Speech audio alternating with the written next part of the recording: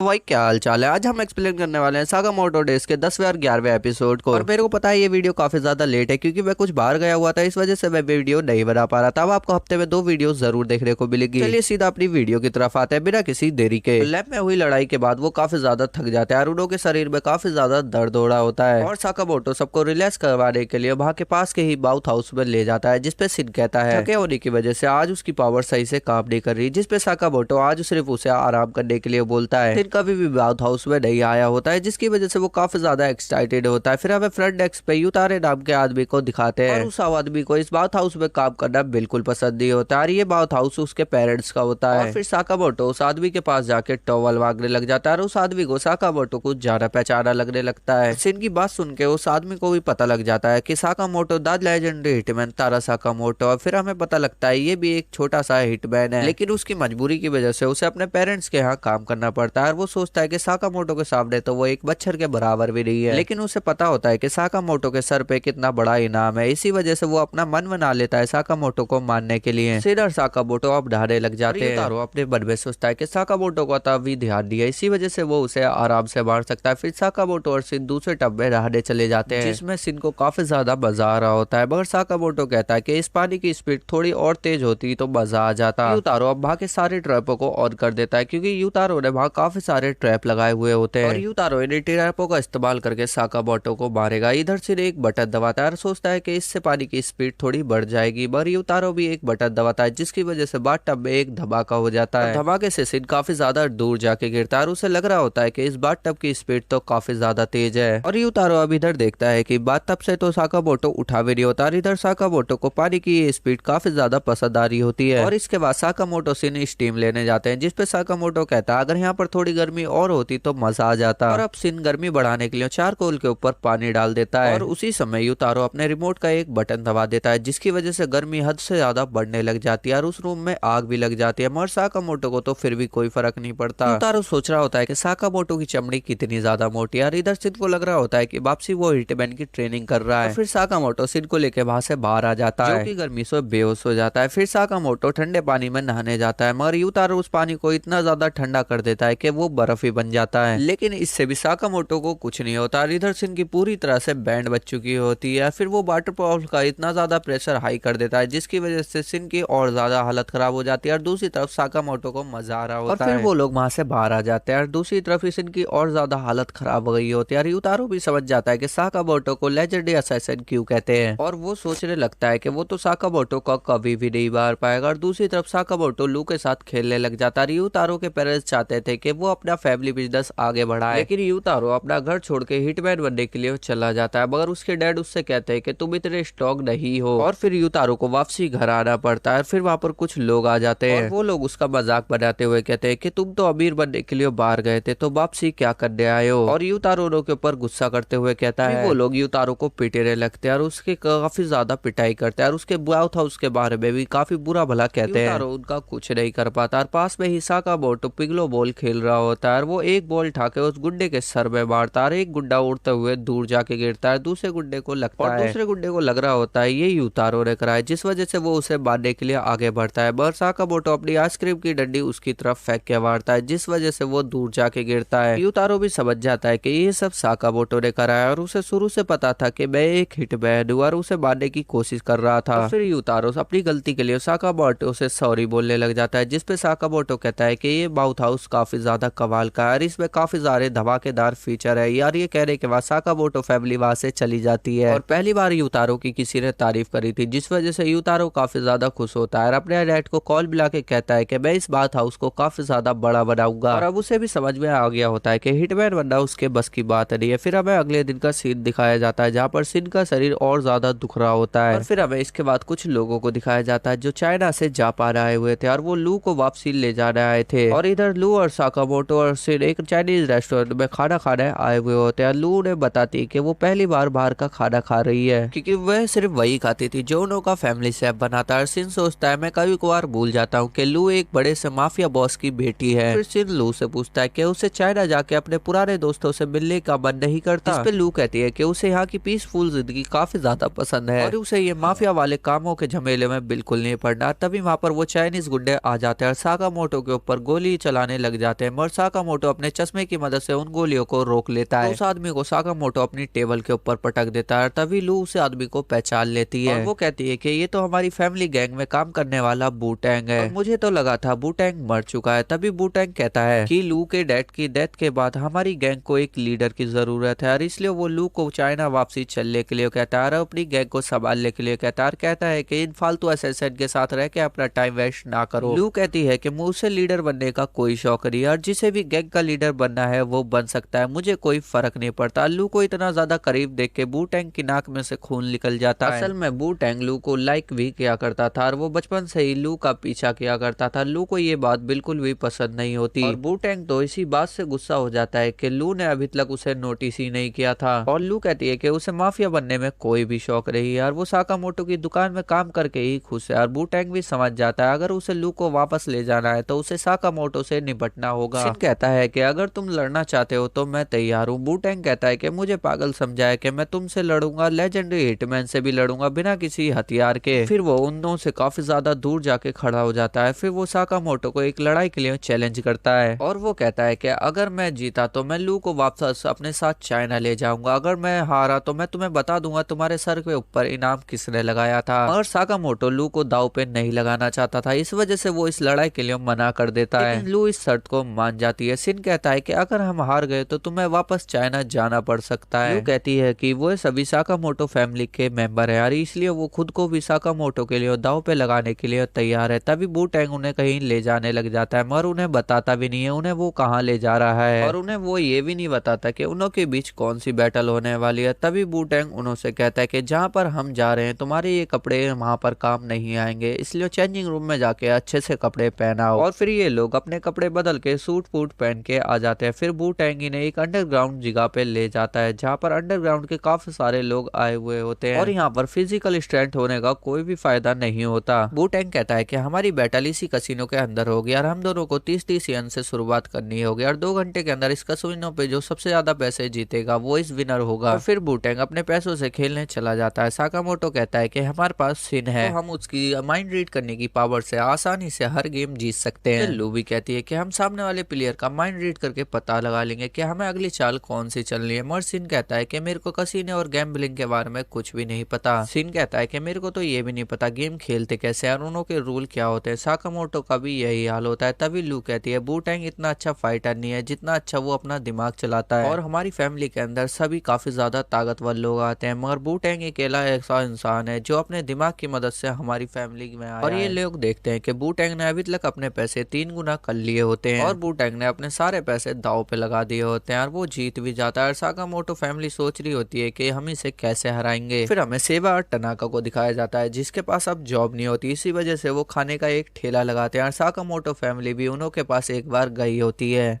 और सेबा तो साकामोटो को देख के गायब हो जाता है। टनाका अपने मुंह पे आटा रमल लेता है और हवा में खाने को उड़ते हुए देख के इनों की शॉप बहुत ज्यादा फेमस हो जाती है और वायरल हो जाती है और ये काफी अच्छा धंधा करने लग जाते हैं। फिर हमें वापसी कसिनो का सीन दिखाया जाता है जहाँ पर सिन कहता है कि हमें ये सारे पैसे आपस में बांट लेने चाहिए और अलग अलग गेम खेलने चाहिए। वैसे भी बूटैंग तो अपनी किस्मत के भरोसे ये सारे गेम जीत रहा है। इस पे लू कहती है कि बूटैंग अपने गेम में काफी ज्यादा स्ट्रॉन्ग है और वो हमें कभी भी किस्मत के भरोसे तो चैलेंज नहीं करता। जिसपे बूटैंग कहता है कि तुमने सही कहा, गैम्बलिंग सिर्फ बाहर से दिखने में किस्मत का गेम लगता है लेकिन उसके अंदर हमें काफी ज्यादा कैलकुलेशन करनी पड़ती है और वो ये कहने के बाद अपने सारे पैसे दाव पे लगा देता है। बूटैंग फिर से जीत जाता है। फिर वो कहता है कि तुम फालतू हिटमैन ही अपनी किस्मत के भरोसे बैठते हो, मेरा जैसा इंसान कभी भी अपनी किस्मत के भरोसे नहीं बैठता, हमारी दुनिया इतनी भी सिंपल नहीं होती। सिन और लू को चिंता होने लग जाती है और उन्हें लग रहा होता है इस तरह से तो वो हार जाएंगे और साकामोटो कहता है कि हम हिटमैनों की भी जिंदगी कुछ ऐसी ही है, जो लोग अपनी किस्मत के भरोसे बैठते हैं सबसे पहले वही मारे जाते हैं। जिसपे बूटैंग कहता है कि तुम कितनी भी कोशिश कर लो और कुछ भी हो जाए मैं लू को अपने साथ ले जाऊंगा, चाहे उसे कुछ भी करना पड़ जाए। सिन अपनी पावर के बारे में सोचने लगता है और उससे कह रहा होता है कि अगर मेरे को इन गेमों के रूल पता होते तो मैं आराम से इन गेमों को जीत सकता था। और फिर वो एक गेम खेलने चले जाते हैं और वो जाके वहां बैठता ही है। तभी वहां के लोग उसके बारे में कुछ बुरा सोचने लग जाते हैं और उससे कह रहे होते हैं कि ये बेवकूफ कौन है जो हमारे पास आके बैठ गया। और वो लोग सिन के बारे में कहते हैं जरूर ये किसी किराने की दुकान पे काम करता होगा और ये यहाँ पर जरूर हार के जाएगा। तभी सिन को गुस्सा आ जाता है। डीलर अपने पत्ते बांट देता है और पत्ते देख के सब लोग अपने पैसे लगाने लग जाते हैं, मगर सिन को समझ नहीं आ रहा होता उसे करना क्या है। वहाँ पर लू आ जाती है और उसे लग रहा होता है कि सिन को पोकर खेलना आता है, इसलिए वो यहाँ के आके बैठा है, लेकिन ऐसा कुछ नहीं था।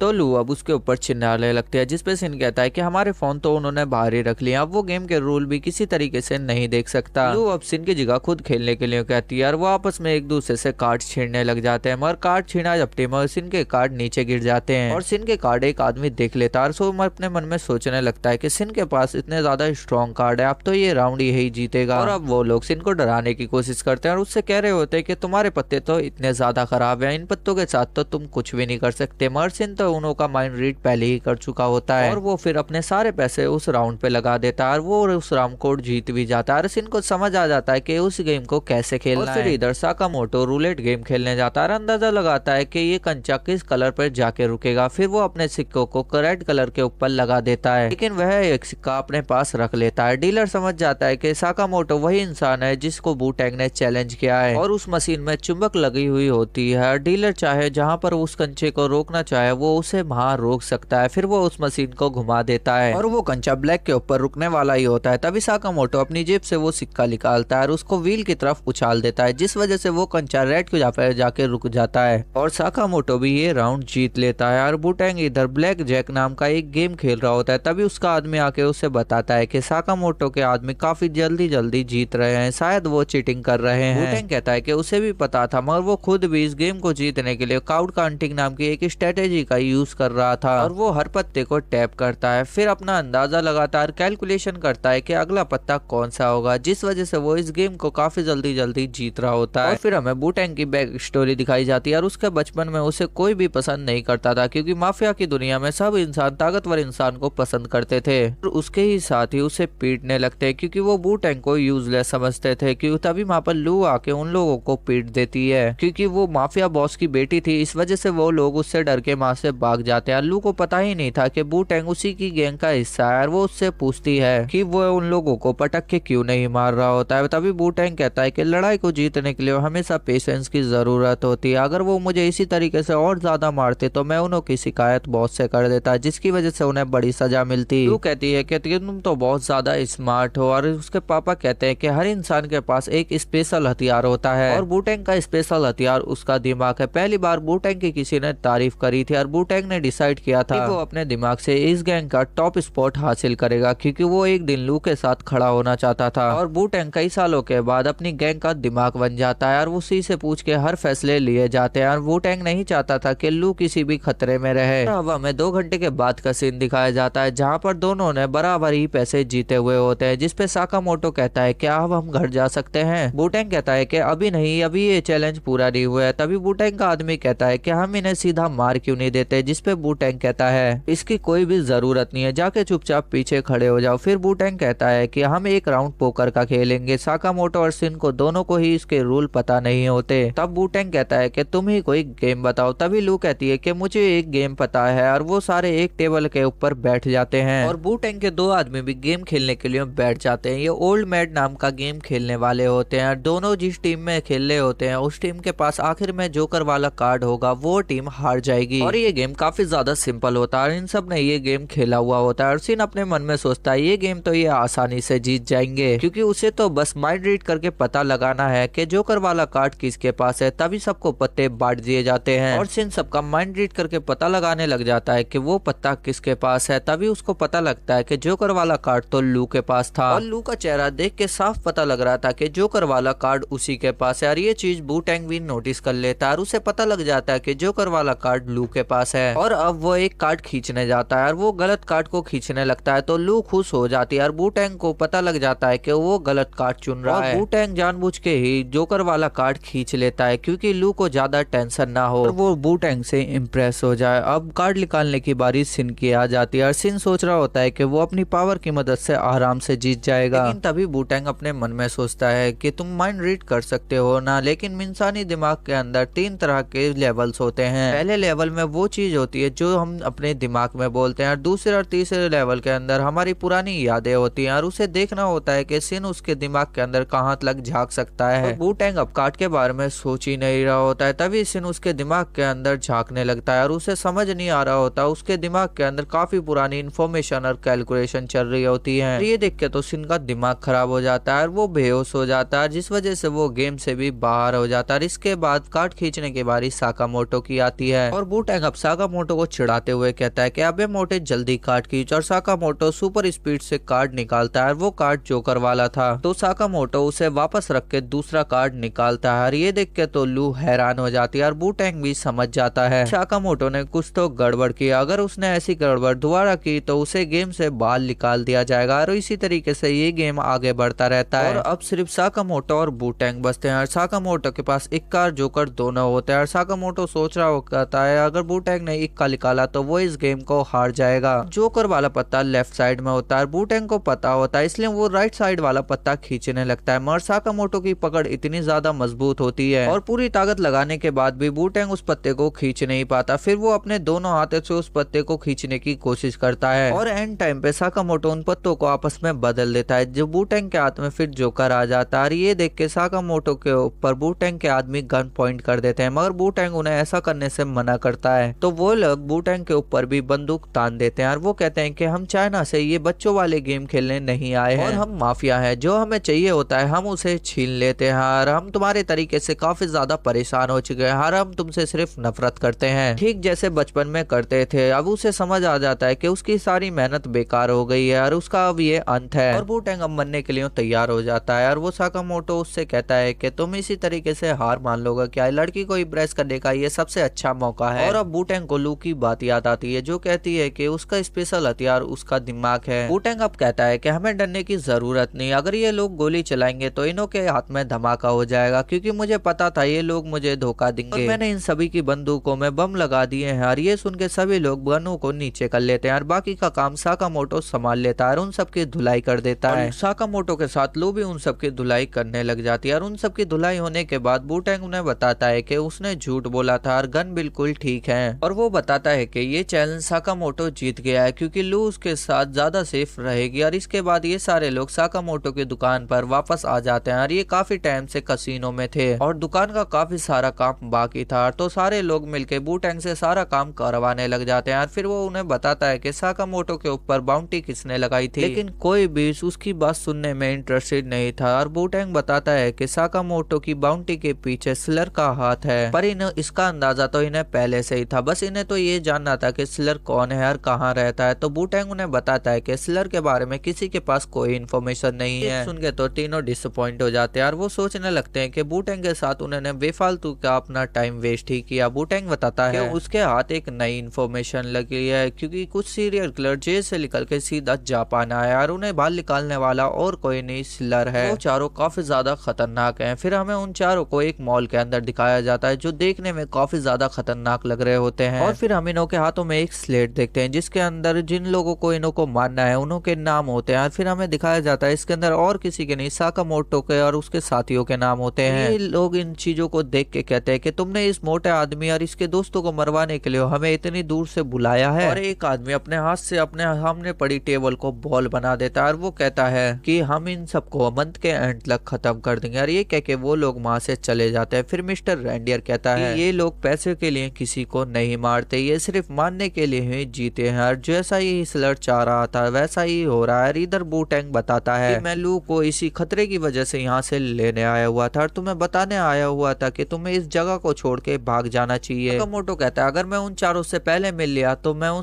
स्लर के बारे में पूछ सकता हूँ। सिन कहता है कि हमें दाओडर ग्रुप से पहले उन्हें ढूंढना होगा। लू मासीमा को भी इस बारे में बता देती है। वू-टैंग फिर चिल्लाते हुए कहता है कि तुम लोग मेरी बात सुन